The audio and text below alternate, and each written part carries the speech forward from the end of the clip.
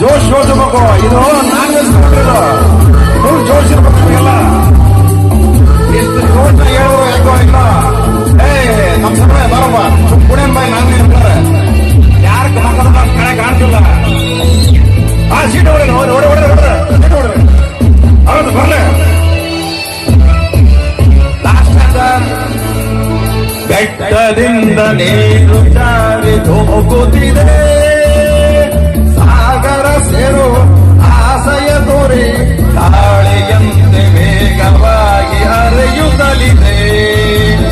ಬೆಟ್ಟದಿಂದ ನೀರು ಜಾರಿದು ಹೋಗುತ್ತಿದೆ, ಸಾಗರ ಸೇರು ಆಸೆಯ ತೋರಿ ಗಾಳಿಯಲ್ಲಿ ವೇಗವಾಗಿ ಹರಿಯುತ್ತಲಿದೆ.